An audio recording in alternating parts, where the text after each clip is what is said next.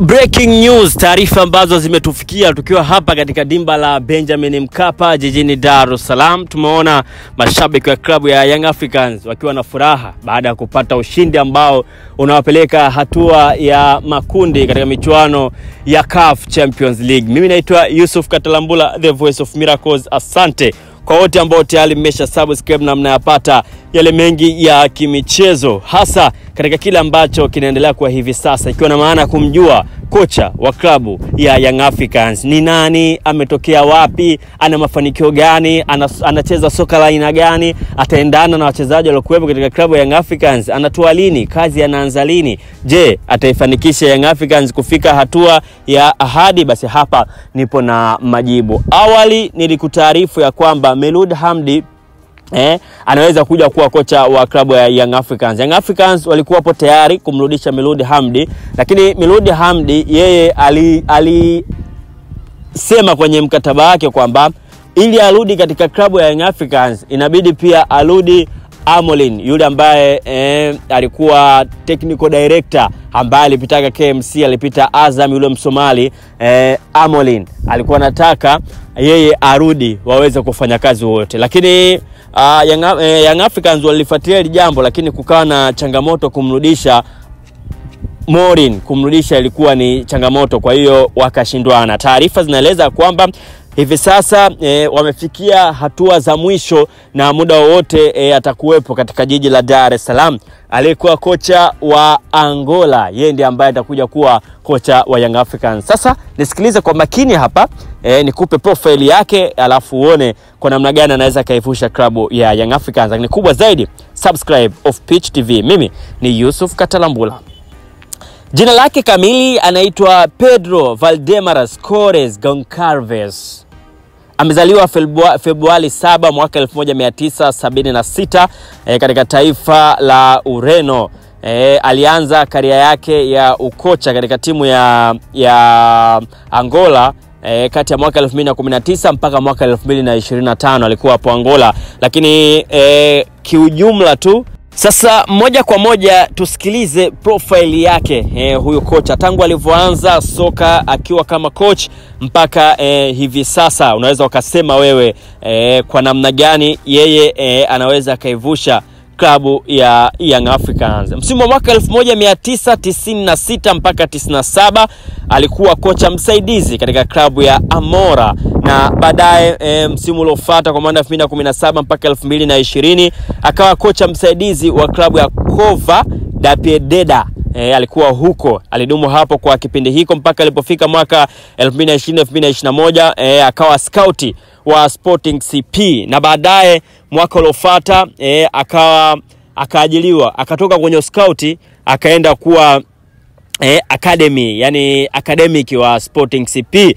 Baada ya mambo kumnyokea, alifika msimu wa mwaka 2015 mpaka 2018 akaenda katika klabu ya Premier de Agosto ya vijana huko nchini Angola. Ilipofika msimu wa mwaka 2018 mpaka 2019, kwa msimu mmoja taifa la Angola wakamwajili kama kocha wa timu chini ya miaka 17, na msimu uliofuata akapandishwa akawa anawangoa vijana hapo taifa la Angola chini ya umri wa miaka 20, na baadaye zaidi huko akadevelop, na kuanzia mwaka 2019 mpaka mwaka 2025 akawa kocha wa timu ya taifa ya Angola. Unaweza ukaona kwamba CV yake, yeye amekuwa kocha msaidizi, akaja kuwa scout, akaja kufundisha vijana, akarudi kuifundisha timu ya taifa.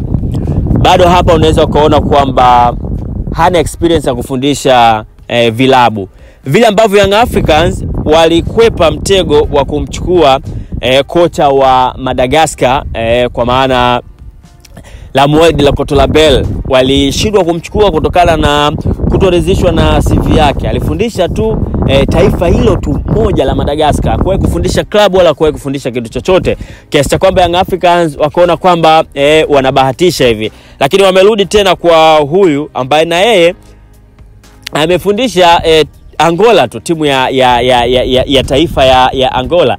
Lakini tofauti yao ni moja tu, kwamba huyu ana experience kuanzia mwaka 2019 mpaka 2025 unaweza kuona miaka mingapi hapo alikuwa katika soka letu la Afrika na kwenye taifa la Angola, na mara kadhaa tuliona Angola nini ambacho walikuwa wakikifanya. Kwa hiyo Young Africans wamejilipua, wameamua kwenda kwa Pedro Goncalves, raia wa Ureno. Lakini pengine labda unaweza ukahoji ana mafanikio gani akiwa kama manager. Aliwahi kuchukua ubingwa huko katika kombe la COSAFA Cup South Africa msimu wa mwaka 2024, na msimu uliofuata msimu wa mwaka 2025 akalichukua tena kombe hilo COSAFA katika ardhi ya huko Afrika ya Kusini. Kwa hiyo unaweza kuona miongoni mwa mafanikio pekee ambayo anayo ni kuchukua kombe hilo la COSAFA akiwa kama kocha mkuu. Lakini kama unahoji, je, ana mafanikio gani mengine labda akiwa na vijana? Alichukua pia kombe la COSAFA pia chini ya miaka 17 wakati anafundisha msimu wa mwaka 2018. Kwa hiyo anamiliki makombe matatu akiwa na timu ya taifa ya Angola. Amezoea yeye kufundisha timu ya Angola, na mechi yake ya mwisho alicheza dhidi ya Ghana katika kufuzu kuingia kombe la dunia, na alipata ushindi wa goli 1-0. Kwa unaweza kuona hana mafanikio kiivo kwenye soka la kawaida, kutokana na labda pengine labda taifa la Angola ambalo analifundisha labda atulipagi nafasi kubwa sana kwenda kuchukua AFCON ama kuchukua CHAN, inaweza kwa hivyo. Lakini huyu ni kocha ambao watu wengi mnamjua kwa sababu tulimuona juzi tu katika michuano ya CHAN. Kwa hiyo klabu ya Young Africans wameamua kumchukua kocha huyu. Pengine labda story yake inaweza sio kubwa sana kwa sababu hajapita kwenye matimu mengi, kwa hiyo CV yake inakuwa ni ndogo tu, kwamba alipita hapa, alitoka hapa, alipita hapa. Kubwa zaidi ni aina ya kocha ambaye style yake ya uchezaji ni 4-2-3-1, kwa maana anacheza na double pivot, lakini ni aina ya kocha ambaye anapenda sana energy na anapenda sana vijana. Kwa Young Africans unaweza mwenyewe ukajijibu huko, vijana ndio watakuwa wanapata nafasi sana. Pengine labda ni kina Dennis Ngane ama la, lakini kubwa zaidi ni kwamba atakapokuja huku lazima abadilike kutokana na taifa husika ambavyo linataka. Kwa kule Angola vipaji vipo vingi sana. Ndio maana unaweza kuona baadhi ya wachezaji ambao umri umeenda kama kina Mabululu, kina Nane, wanakuwa na vipaji vikubwa sana, lakini wapo tayari kuacha kwenda kucheza sehemu nyingine. Lakini vijana wadogo ndio wamekuwa wanapata nafasi sana huko Angola. Kwa hiyo unaweza kuona kwamba ni aina kocha ambaye anapenda sana vijana. Sababu yeye kupenda vijana ni kwamba kwenye career yake ya kama coach alipita huko Sporting CP kama scout, akaenda Sporting CP Academy akafundisha Angola chini ya miaka 17, chini ya miaka 20. Kwa unaweza kuona amekaa zaidi na vijana wadogo kuliko watu wazima. Sasa taarifa ndio ipo kama hivyo. Huyo ni kocha mkuu. Sasa je, Yanga amejipanga vipi? Atakuja peke yake? Nipo na taarifa kwamba akija yeye atakuja na msaidizi wake. Huyu msaidizi wake naye profile yake imekuwa kubwa sana. Unaweza ukasema Young Africans safari hii wamepania, kwa maana anamleta kocha na msaidizi wake ambao wote wana sifa na vigezo vya kuwa makocha wakuu, kwa sababu kocha ambaye wanamchukua Young Africans ni kocha wa zamani wa klabu ya Ekenasi ya huko Finland. Lakini huyu pia ni raia wa Ureno ambaye pia aliwahi kufanya kazi kwenye timu za vijana. Wakati anafanya kazi yeye alikuwa ni msaidizi wa Goncalves, kwa maana huyo kocha wa Young Africans. Kwa hiyo ni mshikaji wake ambaye alishawahi kufanya kazi. Huyu pia ni raia wa Ureno. Jina lake kamili anaitwa Felipe Dutes da Silva Pedro.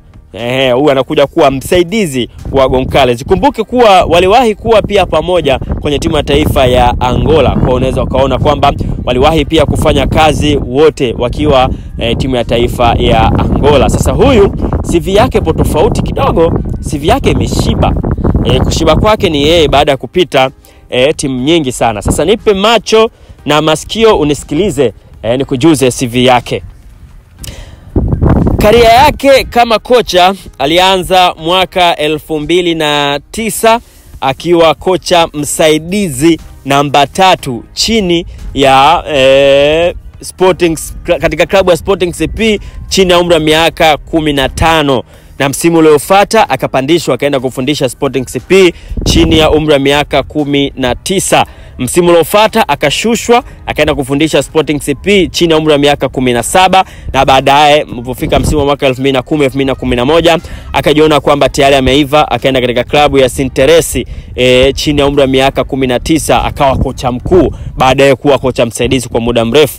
Lakini hakuwa na muendelezo mzuri hapo kutokana na vipaji havikuwa vikionekana. Kwa hiyo akarudi tena Sporting CP kama kocha msaidizi, sio namba 3, kocha msaidizi namba 2 katika timu ya Sporting CP wenye umri chini ya miaka 17. Na baadaye msimu uliofuata akapandishwa msimu wa mwaka 2013 mpaka 2015 kwa muda wa miaka miwili hiyo akahudumu hapo kwenye timu ya vijana chini ya umri wa miaka 19. Na msimu uliofuata akaaminiwa akaenda katika klabu ya Estoria kama kocha mkuu.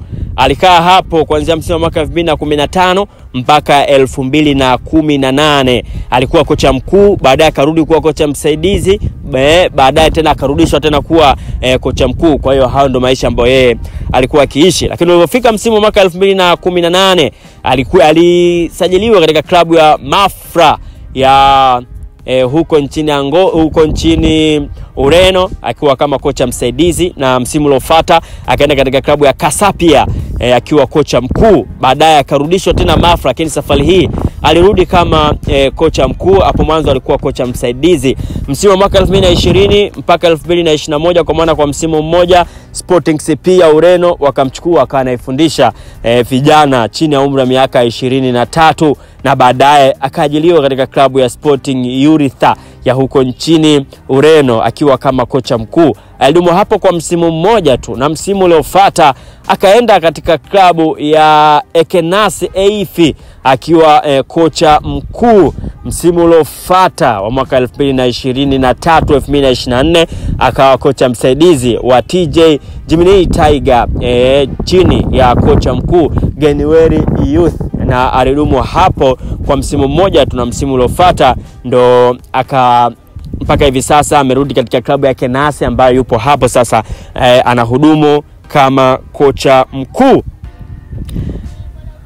Na msimu uliomalizika, kwa maana mpaka hivi sasa tunazungumza, bado ni kocha msaidizi wa timu ya taifa ya Angola, na kocha wake mkuu ndo huyo Goncalves. Kwa hiyo bado ni aina ya kocha ambaye hata kama ikitokea Goncalves amepewa kadi nyekundu, huyu anaweza akasimama akawa kama kocha mkuu. Hiki ndicho ambacho kinaendelea katika klabu ya Young Africans, na huyu ndio kocha mkuu wa klabu ya Young Africans. Hongera wananchi kwa kuingia hatua ya makundi katika michuano ya CAF Champions League. Mimi ni Yusuf Katalambula, the voice of Miracles. Asante kwa wote ambao tayari mmesha subscribe na mnapata yale mengi ya kimichezo. Bye bye mpaka wakati mwingine tena.